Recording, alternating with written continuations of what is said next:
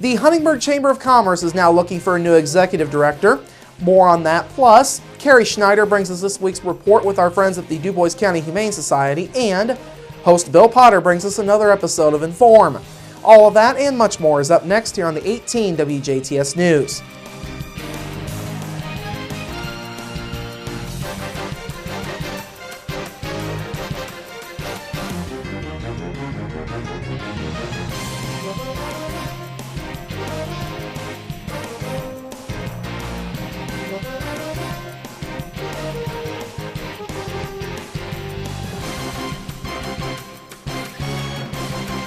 Hello, I'm Bradford Raths. We begin with change coming to the Huntingburg Chamber of Commerce as they're now looking for a new executive director. This morning, the Chamber's Board of Directors announced that Nick Stevens is leaving his position effective January 16th. The Chamber's Board of Directors and Executive Committee will work with Stevens to ensure that the transition goes smoothly. Stevens says he'll be taking a sales position with a private company based in Vincennes, though he'll continue to live in Huntingburg. He says when he was approached about the job, it became an opportunity that he couldn't pass up. Opportunity to help my family and my friends and maybe free up some of my nights and weekends. I know that's probably one of the toughest positions about being in the chamber and as executive director is that your nights and weekends are sometimes taken. So the opportunity to have more of that is really one of the keys. Stevens has many fond memories of his 5.5 years with the Chamber. He also says there is one thing that he'll always be most proud of.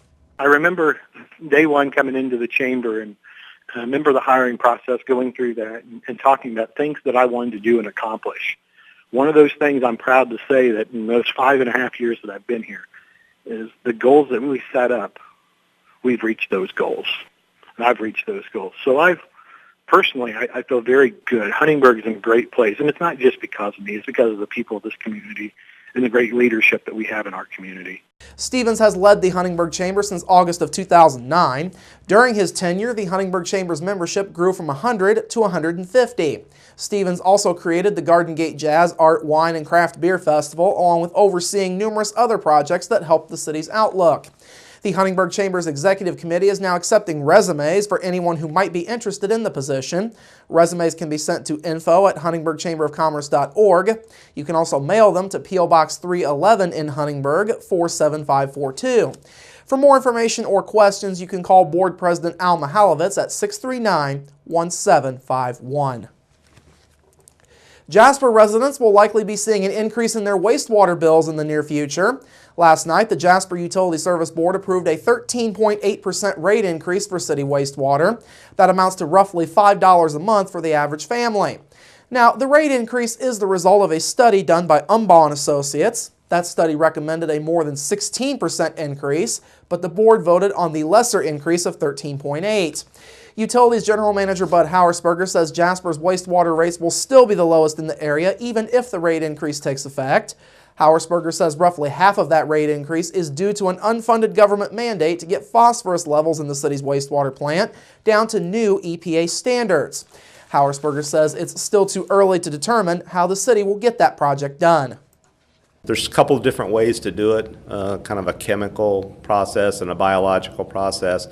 So we're in contact with engineers right now to kind of look at which option would be most cost effective for us. We kind of picked one that was kind of the cheaper one really for this rate study, and we're using that for now. If it happens to go up or we have to come up with more money, then we'll have to do another rate study in 2 years anyway, and we'll have to figure out what we're going to do then. Of course, the town of Ferdinand is also working on its own phosphorus reduction project as mandated by the EPA. The rate increase will be considered at the Jasper City Council's monthly meeting coming up tomorrow evening. If that's approved by the council, the rate increase would take effect on April 2015 utility bills. Also last night, Hauersperger told the board that there were no viable expressions of interest received for the former Jasper power plant site. The deadline for those expressions was back on December 1st. Hauersperger says the only interest came from salvage companies that might save parts of the building or equipment in the building.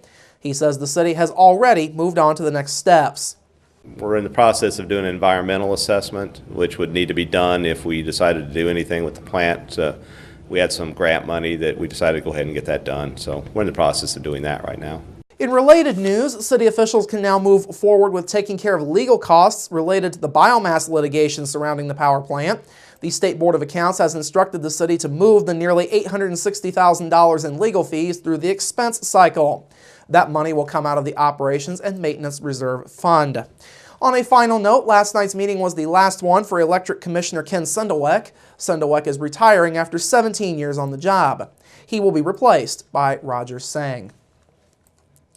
Finally this evening, the city of Petersburg has yet another new mayor.